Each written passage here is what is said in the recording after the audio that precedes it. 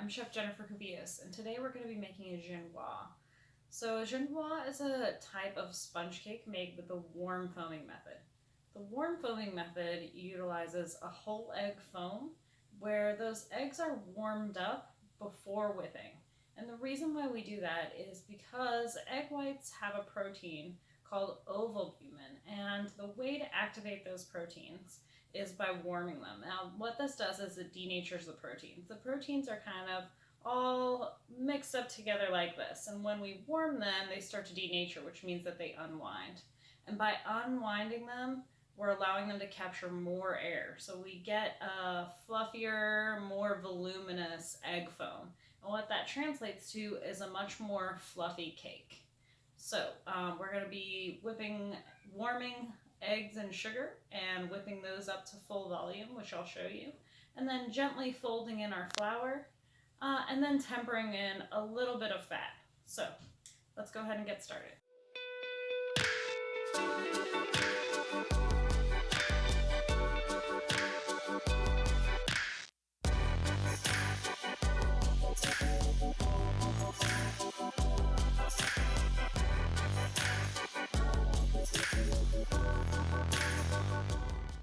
Okay, so we're preparing to start our genoise. We're going to start off by having a medium pot. It needs to be the correct size for our mixing bowl to sit over the top of it. You don't have to use your mixing bowl. You could use any metal or tempered glass bowl, but this kind of reduces the amount of dishes that we have to use by just keeping everything together in one bowl.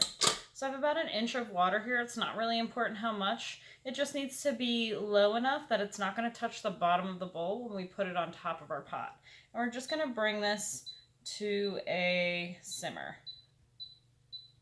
So I'm going to put that on high and let that warm up while I get everything together. So I'm going to start off with my eggs. I have 193 grams of whole eggs, and that's already combined with 65 extra grams of yolks. So this is a whole egg foam. Genoise recipes are gonna vary a little bit. Sometimes you'll see all whole eggs. The reason for the extra yolks is a couple of things.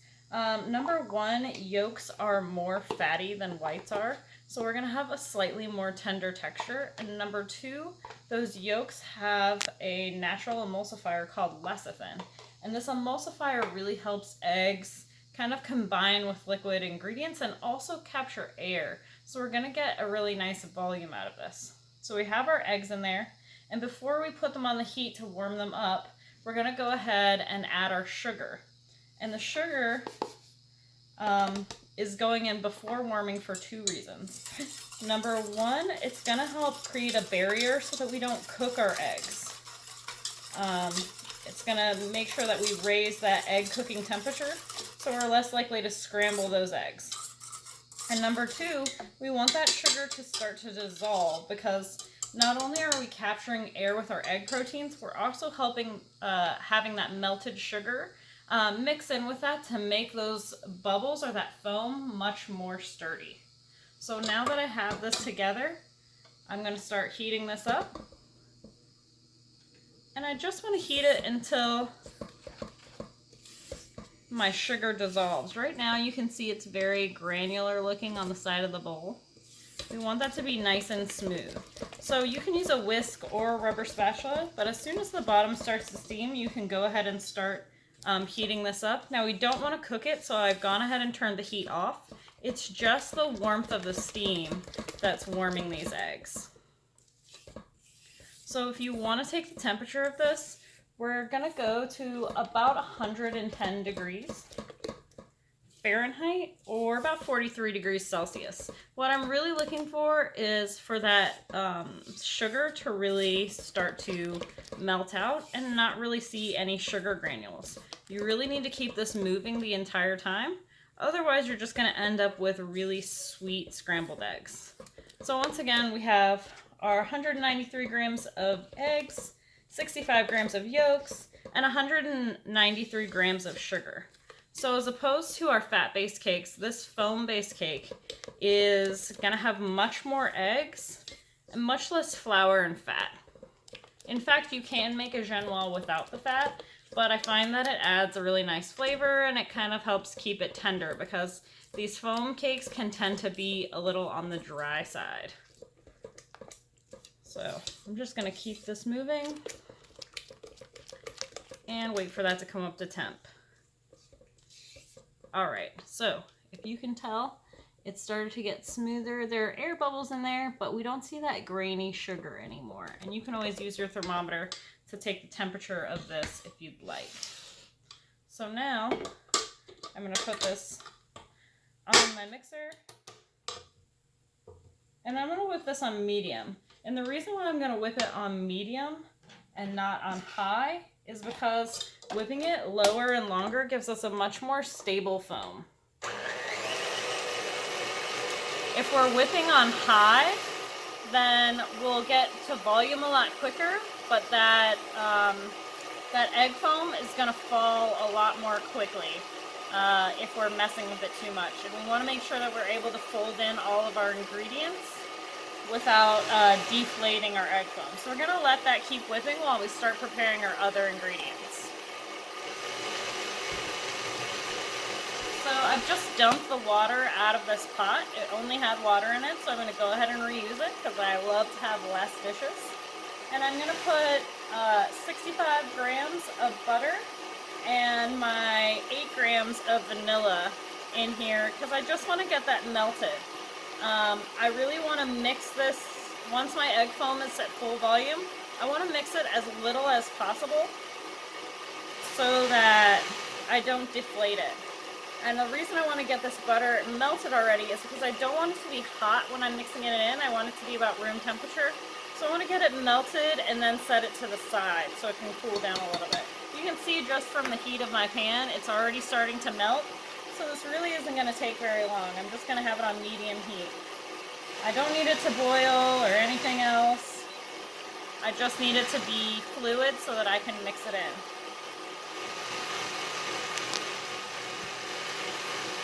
I'm just going to stir that around until it is liquid. If you keep your eye on my mixing bowl over here, you should see those eggs start to rise up the sides of the bowl slowly. And it'll get lighter and lighter in color. And that lighter color is reflecting how much air is being mixed into our eggs.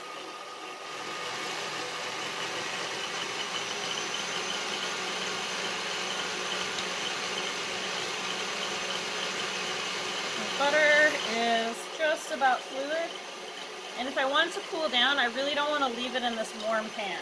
So I'm going to pour it back into the container it was in before, like I said, trying to eliminate those dishes. I'm going to set that aside to cool down a little bit. Making sure I really scrape this out so I can get all of my ingredients combined into my cake, not wasting anything. Plus my vanilla's in here, so that means that most of my flavor is coming from this, so that's really important. Alright. So while this is still whipping, the other ingredient that I have is my flour. So I'm going to be folding that in and trying to fold it in really gently without having clumps. So I want to make sure that I've sifted it to make sure that it's going to be as smooth and beautiful as possible. So I like to sift right onto parchment. It makes it a lot easier to get my flour into whatever bowl I'm using.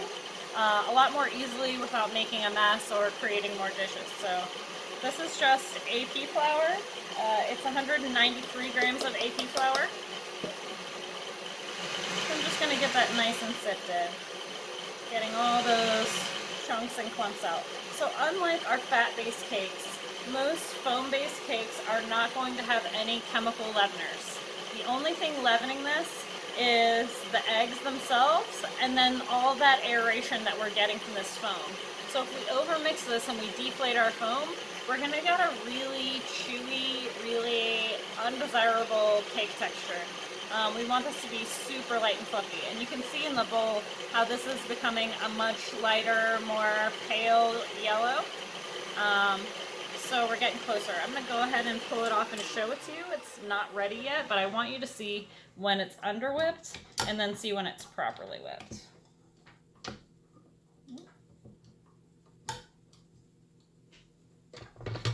Okay, So if we take this off now, you can see that it really just pools back into itself and evens back out. We want to see that when I'm drizzling this, it's sitting on top of the rest of the foam and not pooling back into it.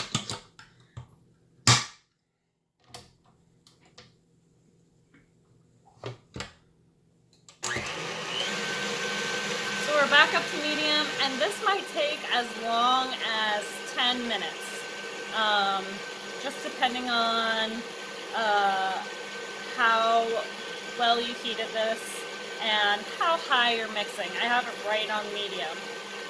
If it's lower, it'll take longer. If it's higher, it'll take less time. But like I said, faster isn't necessarily better. That medium speed is going to give us the best amount of stability. We activated our ovalbumin protein through the warming of it, and there's another protein called albumin, and that is activated and stabilized by whipping. So you can see on the inside, it's starting to look more like whipped cream or like buttercream, or it's leaving streaks inside of itself. That's a really good sign that we're getting close. We want it to start to like almost pull away from the edges of the bowl a little bit, and then we'll kind of know that we are ready. While that's whipping, I can go ahead and get my pan prepared.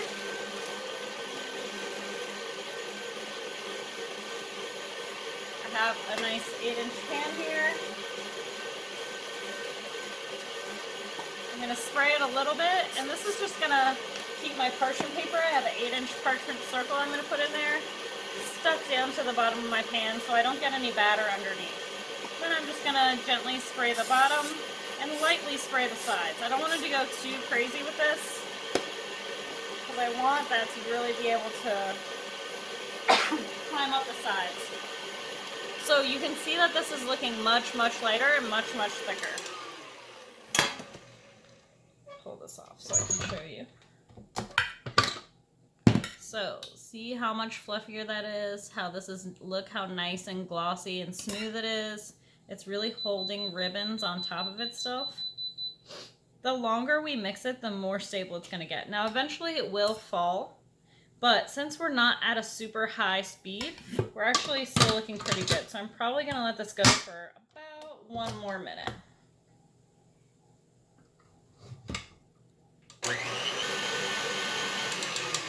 Alright, so it looks like I'm about ready.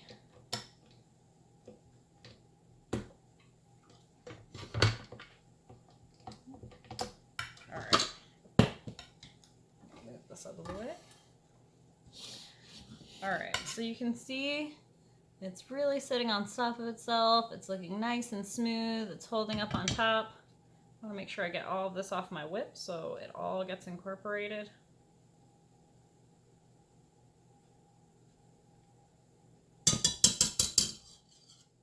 Alright. So my next step is that I'm going to slowly fold in my flour. Now this is where my parchment paper is really going to come in handy, because it's going to allow me to add flour slowly while folding. So I can just shake in a little bit and kind of set it to the side while I fold that in. Now I don't want to fold this 100% of the way in. I just want to start folding and then keep adding flour and folding. If I fold too much at first, I'm going to start to deflate my foam before I get all of my ingredients in. So when I'm folding, I'm scraping all the way across the bottom and just turning it over. And I want to mix this about 75% of the way before adding more flour. So I'm still seeing a little bit of flour clumps, but not a whole lot. And then I'm ready to put the remainder in. All right. All the flour. So that's the last bit of my flour. And same thing, I'm not gonna 100% mix this because I still have to add that fat. And this is where it can all go wrong really quickly if you're not tempering in your fat or if you're over folding. So tempering is the process of slowly changing either temperature or consistency. Just like we wanted to slowly heat our eggs so they didn't cook, we want to slowly add our fat so that it doesn't deflate. And this is a little trickier than adding our flour because fat, we know, really keeps things from sticking, right? What it's going to do if we add it too early is really lubricate our bubbles, meaning that our proteins and our sugar can't really hold on to the air bubbles like they're supposed to. So we want to use a little bit of our batter. We've just added a little scoop in here, and we're going to lighten this up.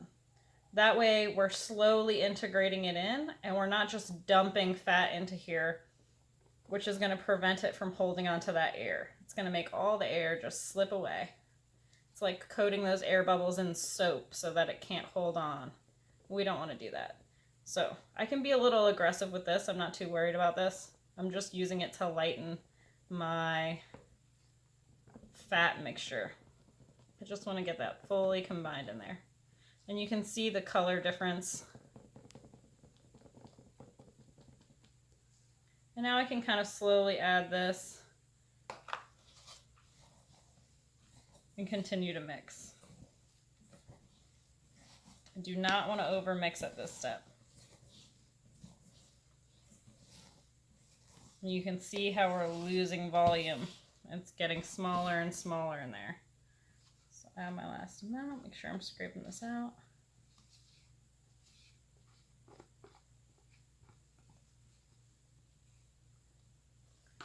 All right. Now I want to mix this just until combined. Don't go crazy with it. People tend to want to fold things and fold and fold and fold. We just want to make sure that this is combined, and then we're ready to go. So I feel like I'm ready right now.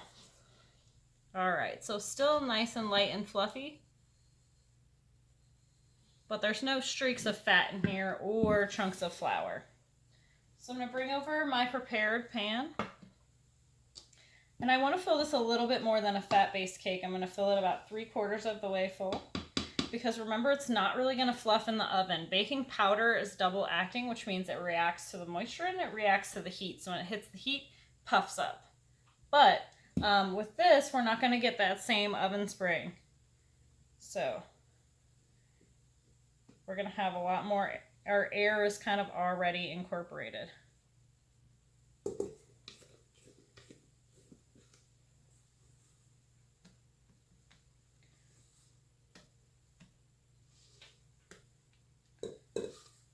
So ideally, when I scrape the bottom of my bowl, I'm not seeing any chunks of flour or bits of eggs or anything else. It's looking nice and smooth.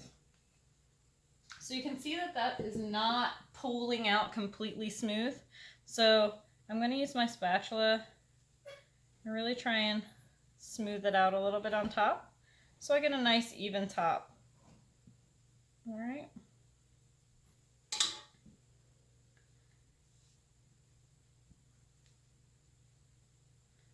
I'm just going to give it a little tap to get out any excessive large air bubbles in the bottom, and really make sure that this is evened out. All right, and now we are ready to go into the oven. So we're going to be going into our oven at 350 convention, or about 335 convection. So that we get a really nice rise, but we don't get too much of a dome in the center that's going to leave our sides really short. We want to keep this as flat as possible.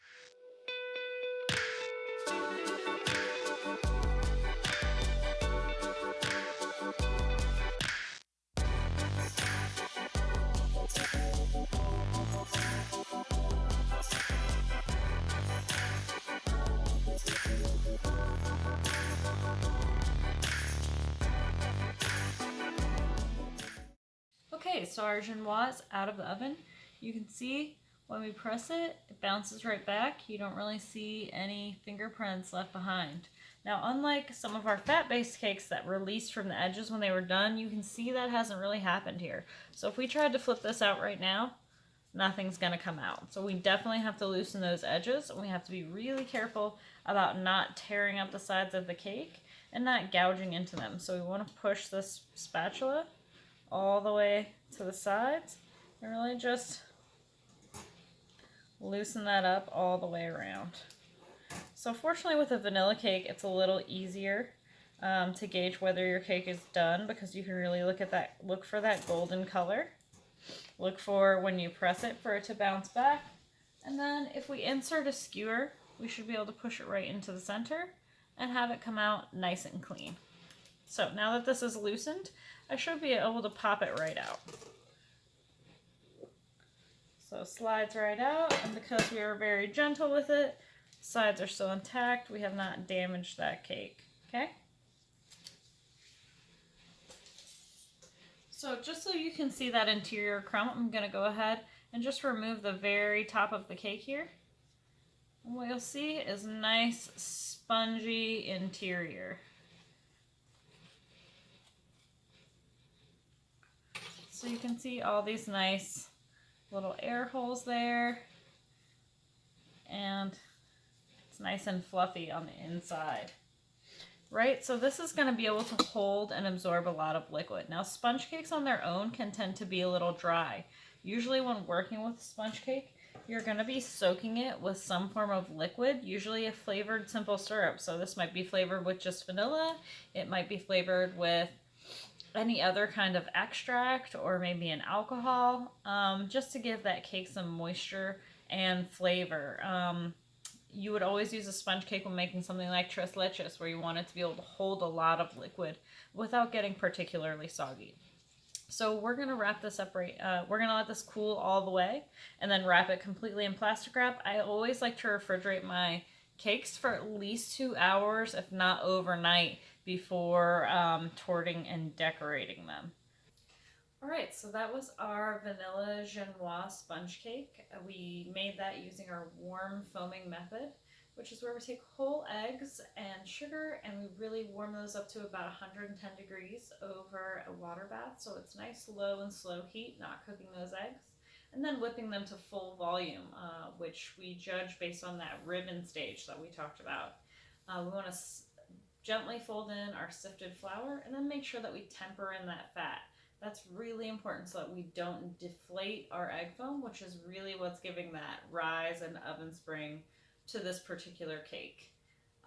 So we have our nice fluffy cake. Make sure you check back in with other videos. I'm going to be doing a demo of torting, filling, and icing this cake, as well as comparing it to other sponge cakes and other fat-based cakes, so you can learn about the best ways to utilize this cake. So there you have it. Check back in.